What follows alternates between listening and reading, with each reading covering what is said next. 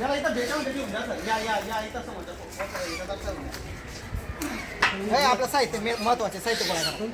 नाही पडून येईल आहे उठतोय निघून जाईल नाही तिथून बरोबर जाईल करतो त्याला जेवढं काय तिकडं पडेल